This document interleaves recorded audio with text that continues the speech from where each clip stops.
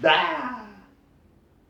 Salve galera do YouTubers, os amigos dos tubarões e dos mares.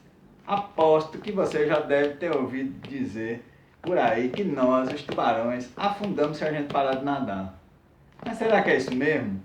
Fica por aqui que o meu brother, Dr. Tubara, em cada tubarão, vai explicar bem direitinho para você como é que esse negócio funciona. Vai na bola, Dr. Tubara! Valeu, Azedinho! Salve, galera! Sou Ricardo Tubarão, ou Dr. Tubara, como o Azedinho costuma me chamar. Sou biólogo, coordenador do projeto Tubarões Fernando de Noronha e editor do YouTubas.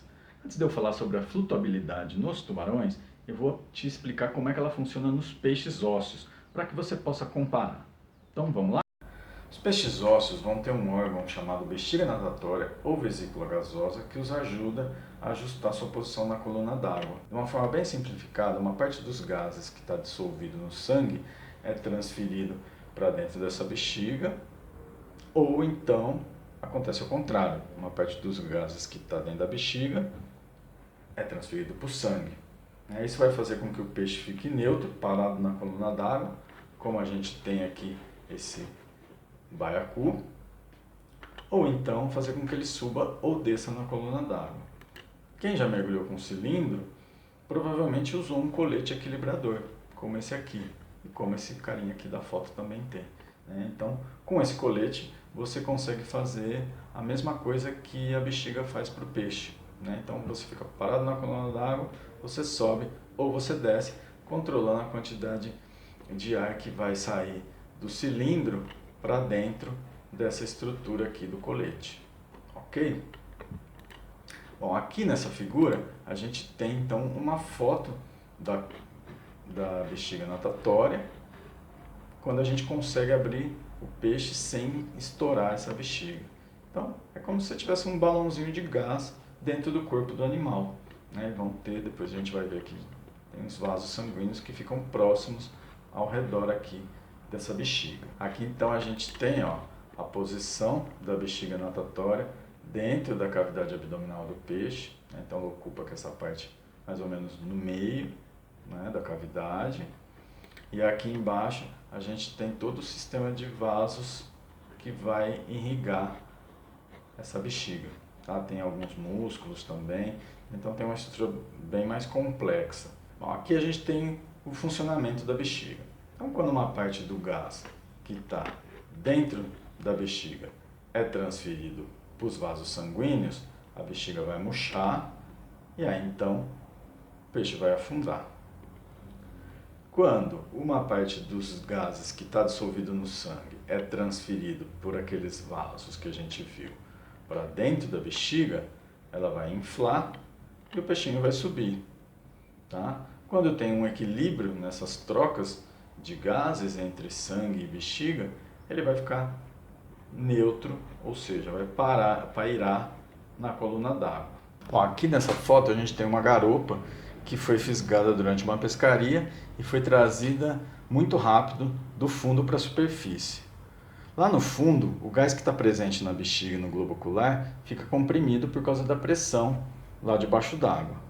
Mas quando o bicho é trazido para a superfície muito rapidamente, o gás vai se expandir de uma vez também e acontece o que a gente chama de um barotrauma, ou seja, é um trauma de pressão. Então o peixe vai ficar tanto com os olhos esbugalhados, por causa desse gás que estava lá sob pressão, que se expandiu rapidamente quando chegou perto da superfície. Então o olho fica esbugalhado e também a bexiga pode se expandir tão rapidamente e tanto que ela pode ser regurgitada, como aconteceu aqui nesse caso. Agora, os tubarões, ao invés de eles terem um balãozinho de gás dentro do corpo, eles têm uma outra adaptação para ajustar a sua flutuabilidade na coluna d'água, que vão ser os fígados, que são grandes, relativamente grandes em relação ao tamanho do corpo, e vão ter um teor de óleo muito grande. Então são fígados grandes e cheios de óleo. Isso vai fazer com que eles fiquem praticamente neutros em relação à água. E aí, como é que isso acontece? Você lembra das aulas lá de química, que o óleo é um material menos denso do que a água e que se você pegar um copo d'água e puser uma colher de óleo, né, por esse óleo ser menos denso, mais leve, ele vai ficar sobre a água, né, como se fosse uma camada de nata sobre a água. Então o princípio é esse, né?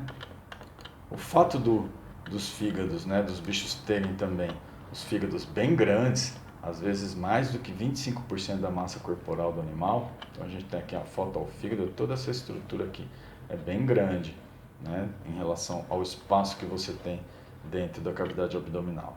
Então você tem fígados bem grandes e cheios de óleo, né, que é um material mais leve do que a água.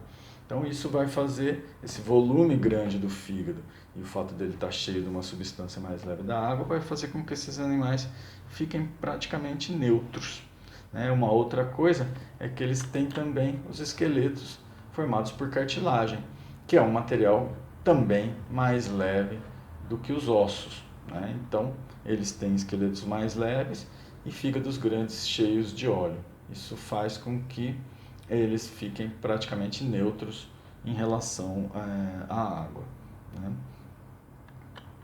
Agora, isso que a gente ouve falar, que os tubarões não podem parar de nadar nunca, senão eles vão afundar, é uma generalização que é difundida de uma maneira equivocada. Na verdade, quem nunca pode parar de nadar são os peixes oceânicos, porque aqui a gente tem espécies costeiras, tem pelo menos 4 bichos diferentes, paradões lá sobre o fundo, respirando numa boa e ninguém está morto, né? Apesar de ser uma foto. Então, quem nunca pode parar de nadar são os peixes de mar aberto, sejam eles ósseos, como a gente tem aqui na parte de cima da figura, ou cartilaginosos, como a gente tem aqui na parte de baixo. Por quê? Porque lá no mar aberto, o fundo pode estar no mínimo a 4 até 10 quilômetros de distância, né? Então, realmente, se o bicho parar de nadar, ele vai afundar, né? Porque o fundo está bem lá longe. Então, o que acontece é que esses animais vão se manter em movimento o tempo todo, mas isso não quer dizer que eles vão precisar nadar rapidamente o tempo todo. Eles podem pegar carona nas correntes oceânicas, isso ajuda eles a economizarem energia, eles podem descansar nadando mais lentamente ou ficar pairados por alguns momentos, né? Mas no geral a sua movimentação é constante. Isso não quer dizer que ela precise ser veloz, mas ela está ali praticamente o tempo todo acontecendo. Alguns exemplos, então, desses peixes oceânicos são os marlins, os atuns, as cavalas e os dourados. E tem também os tubarões oceânicos. Então, das 509 espécies conhecidas de tubarões, a gente tem aí mais ou menos 25 espécies que são exclusivamente oceânicas. E eu coloquei algumas aqui para você ir se familiarizando. Então a gente tem os raposa, que tem essa cauda bem longa, né? Várias dessas espécies, todas as que eu vou mostrar aqui agora existem na costa brasileira. Então os tubarões raposa, tubarão maco, cavala ou anequim, né? Tem esses 3 nomes populares, essa espécie aqui que nada bem velozmente.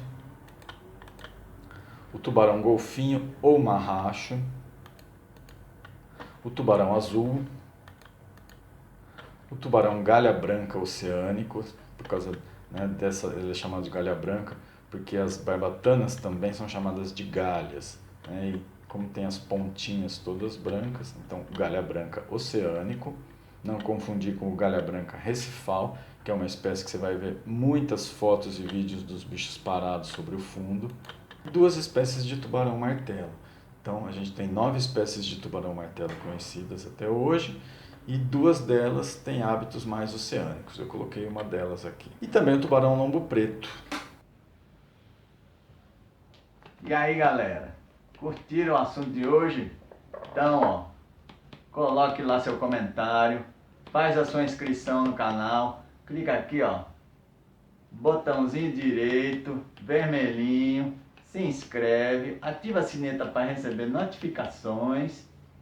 E aí, se você quiser também receber mais informação sobre os tubarões, manda um e-mail para tubarõesnoronha@gmail.com. gmail.com. Coloque no título da mensagem Eu Quero Tubarões, que a gente vai mandar material gratuito para vocês. Beleza? Então, um abraço salgado e até a próxima. Fui!